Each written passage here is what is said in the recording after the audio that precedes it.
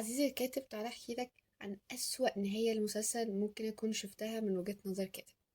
المسلسل ده يبقى مسلسل تركي اسمه If You Love. عشان تبقوا متابعين معايا برضه احكي لكم قصة على السريع. هي بتتكلم عن بنت اسمها ليلى، بتشتغل هي واحدة نصابة، تتجوز الناس عشان في الآخر تاخد الذهب بتاعهم. والبطل اسمه أتش، اشتغل كصاحب شركة، رجع تركيا تاني عشان وصية أبوه اللي بتسيبله الشركة لو هو قعد مع ولاد أبوه مدة 3 شهور. المشكلة بقى عندي في المسلسل ده هي النهاية بتاعته. النهاية كان فيها كمية نهايات مفتوحة كتيرة جدا، حاجة بنسميها لوز اندز.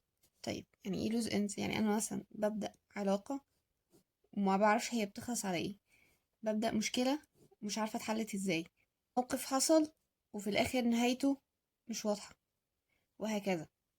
خليني أقول لكم على حاجة بالظبط اللي حصلت في المسلسل ده. أولاً إن هي جت بسرعة جدا، كان في حاجات كتير المفروض تحصل قبليها. ثانيا حكاية بقى اللوز اندز. دلوقتي مثلا ليلى المفروض إن هي كانت بتشتغل مع 4 كمان. حلو. ولد منهم المفروض إن هو دخل السجن، احنا معرفناش هو طلع ولا لأ، معرفناش أصلا مصيره هيبقى ايه بعد كده.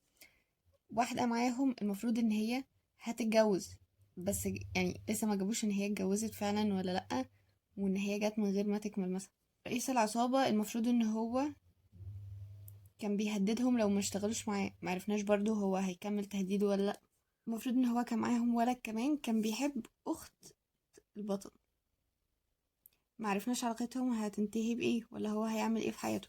فكمية لوز اندز المفروض كانت تتحل، ما اتحلتش خالص. طيب احنا المفروض بقى نحل المشكلة دي ازاي؟ نعمل حاجة اسمها tying to loose ends.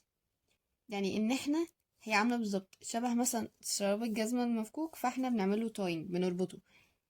يعني بنحط نهاية لكل حاجة. يعني مثلا دلوقتي الولد اللي كان بيحب البنت دي المفروض يا ينفصلوا يا ما يقرروا ان هما هيكملوا مثلا، وان هو يبدأ تعليم لان هو كان موقف تعليم، ان هو يكمل مثلا تعليم تاني عشان يقدر ان هو يتجوزها. رئيس العصابة المفروض مثلا ان هو يقرر ان هو مش هيكمل تهديد ليهم، ان هو يقرر ان هو يبقى زي ابوهم مثلا. البنت المفروض مثلا تكمل تتجوز او ما تقابل عائلة مثلا الراجل اللي هتتجوزه، وبعد كده يحصل مشكلة وما تتجوز، يعني لازم تنتهي بحاجة. الولد اللي دخل السجن المفروض ان هو على الاقل هيطلع ومثلا يقرر ان هو هيغير حياته، ان هو مش هيكمل في عملية النصب اللي هما بيعملوها دي، وهكذا. فالمفروض ان انا اعمل تاينج اللوز اند، يعني انهي العلاقات او المواقف او المشاكل المفتوحة دي. احنا بقى في الروايات بتاعتنا المفروض ان احنا نتفادى حاجة شبه كده خالص، اللوز اندز. طيب اتفادى اللوز اندز دي ازاي؟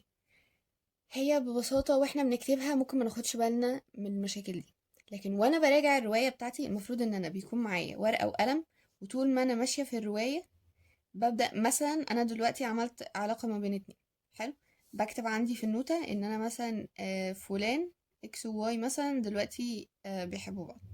حلو. طيب هتنتهي على ايه؟ افضل اكمل الرواية لحد ما اشوف مثلا هل هما هيكملوا مع بعض ولا هل هما مثلا ايه مش هيكملوا مع بعض، هل حد فيهم هيموت، هل هتحصل مشكلة. لازم هيبقى في حاجة هتحصل اكيد. ده بقى اشوف هل انا كتبت دي ولا هل انا نسيت اكتبها. لو نسيت اكتبها يبقى هزود الموقف ده عندي في الرواية. طيب خلينا نقول مثلا ان في سلاح اسطوري كانوا بيدوروا عليه. حلو. وانا كتبت الكلام ده في اول الرواية. طيب هل انا لما كملت الرواية هما فعلا لقوا السلاح ولا لأ؟ طب هل استخدموه؟ هما دلوقتي لقوه، اكيد طالما هيلاقوه هيستخدموه. طب هل هما استخدموه ولا لأ؟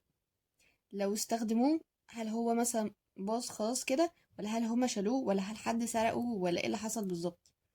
لازم يكون في نهاية للحاجة اللي انا بدأتها.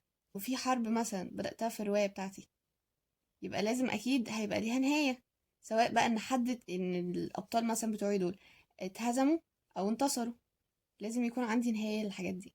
زي ما قلنا بتأكد ان انا كل حاجة بدأتها نهيتها، وان وانا براجع الرواية بكتب النقط بتاعتي. إن مثلا انا بدأت كذا علاقة بين اتنين، بدأت مشكلة معينة، هل انا حطيت الحل ولا لأ.